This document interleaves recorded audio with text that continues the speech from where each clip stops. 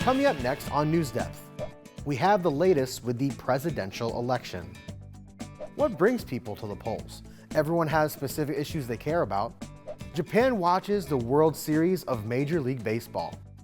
And we meet some senior citizens making strides in different fields. NewsDepth is now.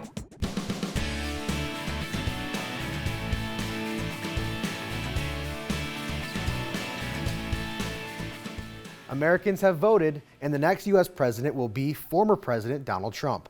Hello, everybody. I'm Gabriel Kramer. Thank you for joining us. On Tuesday, voters took to the polls to have their voices heard. And of course, electing a president was just one of the decisions Americans made this week. Abby Marshall is in our newsroom with the latest. Abby?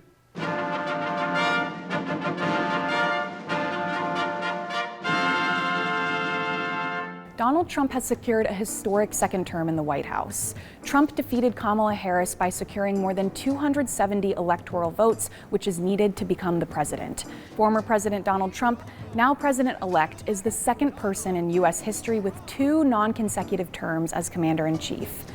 The president-elect is the person who has been elected president but has not yet taken up office. And Trump will have a Republican Senate with him after the Republican Party secured enough seats to take control of that chamber. One of those Senate seats is going to Republican Bernie Moreno representing Ohio after defeating current Ohio Senator Sherrod Brown from the Democratic Party. Ohio voters also decided to reject Issue 1. Issue 1 proposed to change how legislative and congressional district maps are drawn.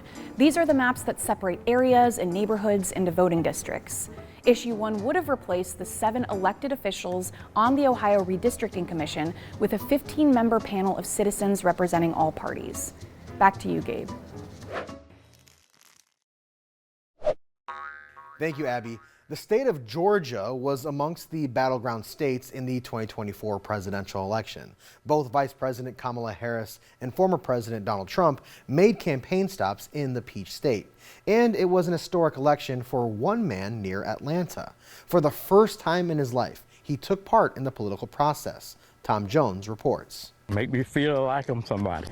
Elmore Kelly is taking steps to do Like a farm boy, and I never did get into all that. something he has never done in his 78 years on Earth. This is your first vote for president.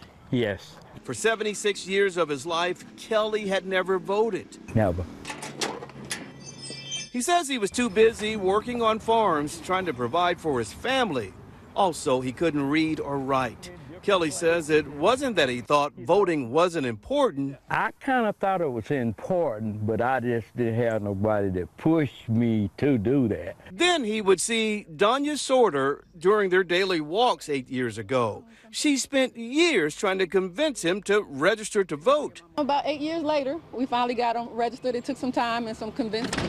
It took her running for Jonesboro mayor to get him to register. I'm eligible to vote in Georgia. This is a community activist helping him register. Kelly voted for Sorter and now is about to vote for president for the first time. Do you think this election is important? Yes, How important? very important. And with that, Kelly went inside and in less than 10 minutes came out with his prized sticker. He was proud he cast his vote for U.S. president. First time in my lifetime, 78 years old. Thank you, Tom, and great job, Elmore. When I think about some of the milestones of being a high school student, I think about school dances, learning how to drive, but especially this year, registering to vote.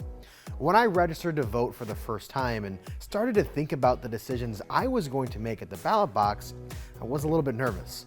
I wish a younger version of myself knew this week's A+ award winners, the students in Civics 2.0 at Collinwood High School in Cleveland. Michael, a junior, told us that the group is made of students who care about their community, are interested in community issues like education, crime, and the functions of democracy. They even attended City Club of Cleveland events to hear speakers talk about important issues facing communities across our nation. Patrick, a senior, explained to us that they even helped the 19 members of their senior class at Collinwood who were eligible to vote fill out their voter registration forms. As a reminder, to be an eligible voter, you have to be a resident in the community that you're voting in and 18 years old. Patrick added that as a first-time voter, he was a little nervous about filling it out, but told us that it was way easier than he expected. Nathaniel and Arian, both juniors, are even creating a PowerPoint presentation that they're going to share with the seniors that will help them learn about the candidates and the issues. Nathaniel told us that one of the goals is to make sure new voters understand what each candidate believes and what the issues on the ballot are about. For example, voters in Cleveland are voting on school funding and, like all Ohioans, are voting on a new law about voting districts. Arian pointed out that one of the main responsibilities of voters is being able to make informed decisions about your vote. He told us that as a voter, he'll be very careful about where he gets his news to make sure it's fair and accurate. Ms. McCall, the group's faculty advisor, told us that there are 16 students in this year's group and they are wonderful student leaders. This week's A+ award goes to the Civics 2.0 students at Collinwood High School in Cleveland for helping to prepare their classmates to vote. Keep up the important work. Voting is an essential part of our democracy. Democracy is a system of government in which the power is held by the people directly or indirectly through representation. Last week, we asked you, why is voting important?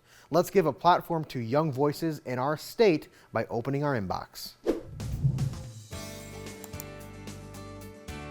Lily from Maryland Elementary in Columbus wrote, "Dear NewsDepth, I think voting is important because it helps pick new laws and every 4 years a president, which is important because without a president or rules, our country would fall apart. And trust me when I say, nobody wants that." Jackson from Maumee Intermediate School in Maumee knows that every single vote matters. Dear NewsDepth, I think voting is important because it could come down to one vote or maybe even 100. You have to know who is going to be the best person for that job. Many people have different opinions on presidents. Other presidents will do different things for the country, so pick the correct one. Thank you, NewsDepth. Lucy from Kensington Intermediate School in Rocky River thinks young people's voices matter too. Dear NewsDepth, voting is very important to everyone, including people who can't vote yet. Not just presidential candidates, but senator, governor, and mayoral candidates all depend on you. Voting is so important because you can speak your beliefs. Voting shows that you care about your community. If you don't vote, the candidate you didn't want to win could win. Every vote counts, so speak up. Voting can help the country, town, and state so much. Lincoln from Minster Elementary in Minster says we shouldn't take voting for granted. Dear NewsDepth, I think voting is important because without voting, people will argue and fight. Voting is also important because it lets the people choose the way of the United States. But some places don't do voting, so I'm glad that the US has voting so people don't argue and people get to choose their life. Arian from John P. Parker in Cincinnati thinks voting is everyone's responsibility. Dear NewsDepth, voting is important. It is important because you need to give your honest opinion. Don't vote for that person because they're giving you money or something extra. You are a citizen of the United States of America, so you give your opinion on who you think is the right person to make the decisions for our country. Very well said. Thank you all for writing in. And you all bring up a very good point. Voting can be a personal matter because we all have different views on the important issues in our country. The economy can be top of mind for so many voters, while others might be more concerned about immigration. Julia Benbrook details the key concerns motivating citizens to head out to the polls. What issues are driving voters to head to the polls? How we can, I don't want to get into politics, but secure our borders, help our veterans and help the U.S. people. We want to make sure that, we have somebody that's want to support women. Surveys show the economy remains the #1 concern. We should have a plan, which I do, to actually get things done, including bringing down the cost of living for people, investing in our small businesses, expanding access to health care, investing in American industries. The majority of voters say they are displeased with the current state of the economy.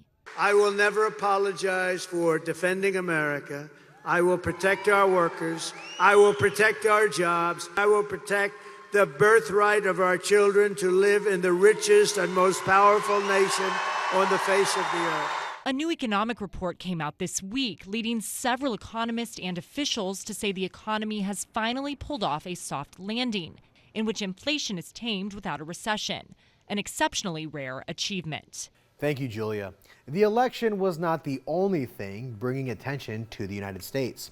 People around the world watched the World Series Championship of Baseball as the Los Angeles Dodgers beat the New York Yankees. One of those countries with their eyes on the ball, Japan. No doubt in part because of Shohei Ohtani. He was born in Japan 30 years ago and is a veteran of Nippon professional baseball. Millions of fans in Japan dropped everything to watch their favorite slugger and Dodgers star. Will Ripley reports. No wonder they call it baseball's World Series when some of the most devoted fans are halfway around the globe. Here in Japan, more than 10% of the population is tuning into this iconic showdown between the Dodgers and the Yankees. Game 2 alone drew a staggering average of 15.9 million viewers in Japan, the highest MLB postseason viewership ever in the country, the league says. Japan's passion for baseball is legendary, but in this Tokyo bar in the famed Shibuya district, the focus is not just on the game, it's on one player. The all-star sensation, Shohei Ohtani, the LA Dodgers' $700 million man, a two-time MVP, cross-cultural icon, and hometown hero.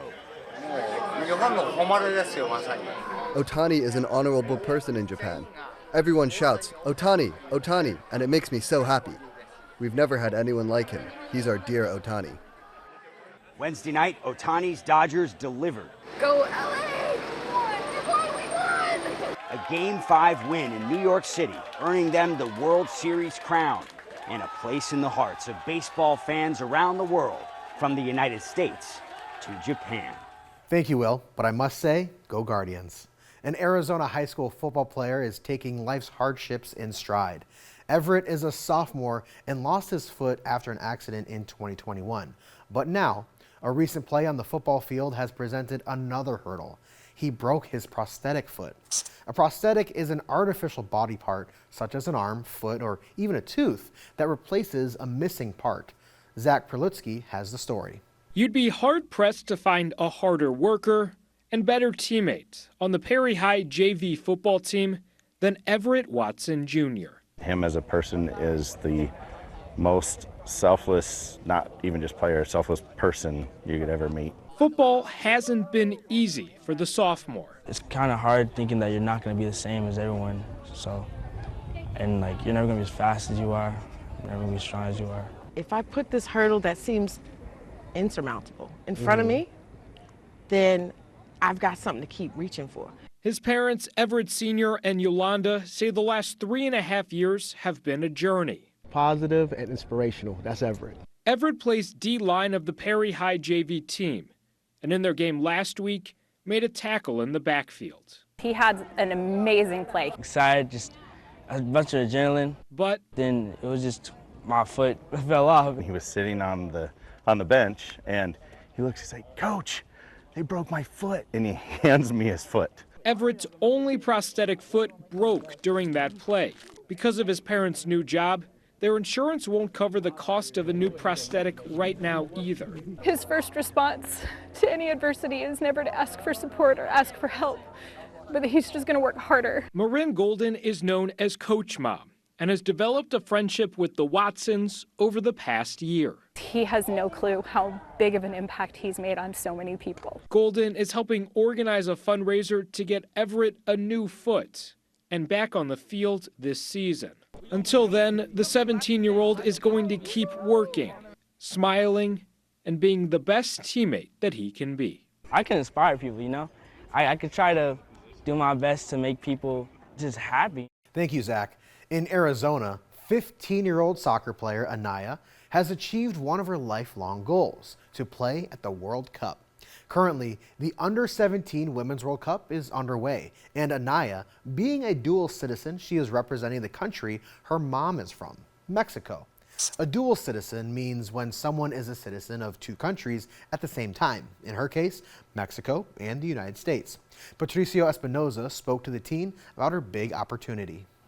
On one side, the Arizona sunset, and on the other, a full moon showing up. And in between, young girls, all ages, and full of dreams of one day playing professionally.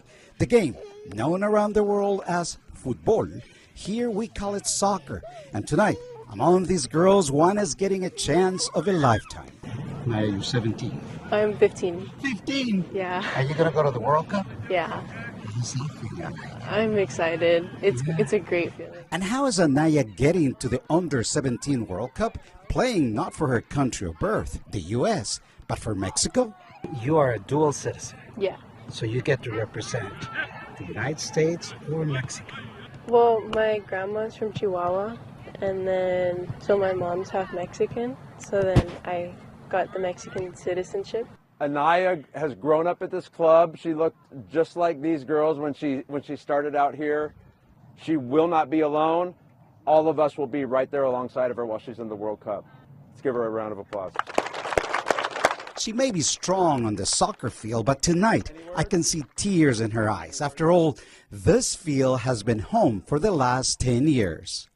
I think for her it's a dream come true. I mean, she's a player from the time that she was 6. She wanted to be a professional soccer player. And I think she's on the road to playing on the world stage and hopefully accomplishing her dreams. Who wants to play like that?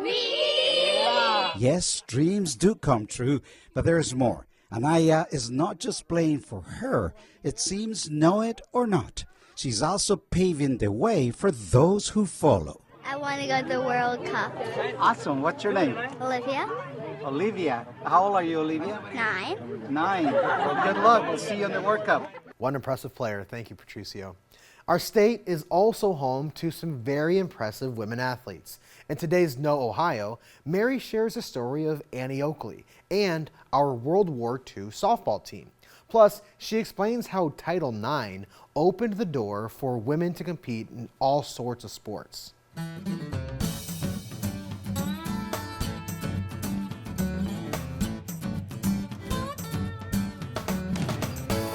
It's not unusual to see women and girls swinging, shooting, and kicking their way to victory, playing all kinds of sports. So it's probably hard to believe that there was a time when female athletes were discouraged from playing competitive sports.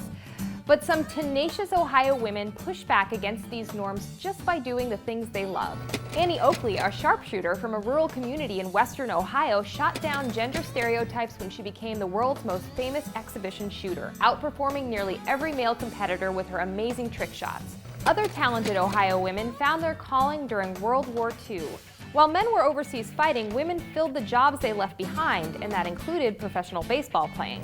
Cincinnati native Dottie Kamenchek was playing softball in an informal league when she was scouted into the All-American Girls Professional Baseball League, and she quickly became one of its best players. The left-handed first baseman played 10 seasons for the Rockford Peaches and was considered one of the best athletes of her time. These early women athletes proved that women were as fierce competitors as men, but female athletes weren't really given a shot until 1972 when President Richard Nixon signed a federal law that prohibited discrimination on the basis of gender in public school activities. Title IX, as it was called, meant that schools had to give the same time and attention to girls' sports as they do to boys. And this was a game changer for female athletes all around the country. Women athletes like Ohio State's track and field star Stephanie Hightower achieved greatness, remaining undefeated for 3 years in the 60-meter dash and hurdles. And Clarksburg, Ohio native Cindy Noble, who played college basketball, took her talents all the way to the Olympics. Ohio has produced some seriously fierce female athletes, and new ones are scoring points all the time. But when you're celebrating on the court, rink, or field, remember the women whose greatest victory was achieving equality off of it. Thank you, Mary. And that brings us to our poll for the week. We want to know, what is your favorite sport to play? Jump over to our poll page to vote. You can choose between football, baseball, basketball, soccer, hockey, tennis, something else, or I'm not really into playing sports. And last episode, we asked you, what was your favorite part of Halloween? Let's check out the results of the poll. More than half of you, 59% of you, said you love trick-or-treat, trick-or-treating. About 20% of you said you enjoy a good jump scare when you're watching horror movies at home. 16% of you told us you love dressing up in a costume every year. This year, I was Bruno Mars. And about 5% of you said Halloween is not your favorite holiday. Thank you to everyone for voting. Okay, I've got some pretty cool stories that prove no one is ever too old to try something new. Take, for example, Che Sanhua. She is 80 years old and was the oldest contestant to make it to the finals of Miss Universe in South Korea. Mike Valerio introduces us to a beauty queen who proves it's never too late to chase your dreams. This is a story of how stunning self-confidence, reinvention, and total perseverance, decades in the making, can lead to revolutionary change. Meet the sensation that is Che Soon-hwa. At 80, she's the oldest contestant to reach the finals of Miss Universe Korea. Che used to be a full-time medical caregiver, and it was one of her patients who told her she needed to become a model. I was really interested in acting and fashion since I was a child, but I forgot all about them during my life. But when my patient said that, my childhood dream came alive at once. My ears just immediately opened up. One day, Che spotted a senior silver model on a TV show. So she called the TV station and got the name of the academy where the model learned to build couture confidence. 좋습니까? There we go. Okay. Now, Che is the instructor, trying to teach me the walk. Of course, it's the student who's the problem. And Che told us how she perfected her approach during late-night caregiving breaks. I've never walked in straight lines until the age of 17, so model walking, posing, and smiling were really difficult. I practiced walking, posing, and smiling every night from midnight to 1:30 a.m. or sometimes as late as 2 a.m. for 2 years. This is the rehearsal for Monday's Miss Universe Korea competition. It's Che and 31 others vying for the chance to compete at this year's Miss Universe pageant in Mexico. It's the first year Miss Universe has dropped age limits, paving the way for Che to enter, strike a pose, and vogue. As for her message to the world, you have to do what you wanted to do, the things that you gave up to raise your kids. You have to do that when you're old. And when you do that, you'll be super happy and encounter happiness at every moment. Thanks, Mike. Pickleball has quickly become one of America's favorite sports, with players of all ages joining in the fun. One 95-year-old Kansas woman is proving that you can be a champion at any age. Julia Avery spoke with her to find the secret to her success. Come on and play with me. This is Lois White. She plays pickleball every Tuesday and Thursday. And she doesn't just play, she wins. That's a point for us. Her skills are impressive. But what is also impressive is her age. I'm 95, I'll be 96 in January. At 95 years old, she's seen a lot in her lifetime. She says she remembers when the first airplane flew over Missouri. She married a military man, and together they raised 6 kids. Being an involved parent is what ultimately led her to sports. We always played whatever the kids wanted to do. I played basketball, football, you name it. My husband and I had a softball team with our daughters for years. When she lost her husband more than 30 years ago, she wanted to keep busy. That's out. And oh, has she kept busy. See, I played cards quite a bit, and I took up square dancing. Then finally I decided I was going to play the mandolin and bought me some books. And so I do play the mandolin and sing. I belong to the Pickers and Fiddlers. An athlete, a dancer, a musician, all while keeping up with her 6 kids, 20 grandkids, 37 great-grandkids, and now 4 great-great-grandchildren. So what is her secret? I know one thing, you need to keep moving. You don't want to sit, I don't sit in front of the television in the daytime. Keeping busy has kept her active, healthy, and sharp, and no one can tell her to slow down. Cool story. Thank you, Julia. Okay, picture your life when you are that old, 80, 90 years old. If you could break a world record at that age, what would it be? I think it would be cool to be the oldest person ever to dunk a basketball, which is not something I've ever been able to do at any age. Well, I want to hear what you have to say. You can send us your answers by using our inbox form on our website or by sending us an email to newsdepth@ideastream.org. Okay, it's time to check in with our cuteness correspondent, Newshound. Newshound, are you ready?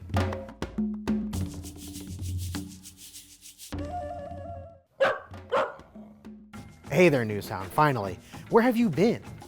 Oh, you've been voting. Good for you. But do you have a petting zoo story for us? Wow, it's a story about a nature center in Texas taking care of the prairie dogs that live in the woods. And then the prairie dogs in return will aerate the soil, also clip the grass, and we hope that it's just a harmonious relationship. To check out the complete story, click the Petting Zoo button on this episode's page. Thanks, Newshound. Well, that is a wrap for today's episode of NewsDepth. We will be back next week, but until then, you can always stay in touch with us because we always want to hear from you. You can send a letter. We're at 1375 Euclid Avenue, that's Cleveland, Ohio. Zip code here, 44115. And you can email us. newsdepth@ideastream.org is our email address. Plus, you can catch all of our special segments on YouTube. Hit subscribe if you're old enough so you don't miss out on any of our new videos. Thank you for joining us. I'm Gabriel Kramer. We'll see you right back here next week.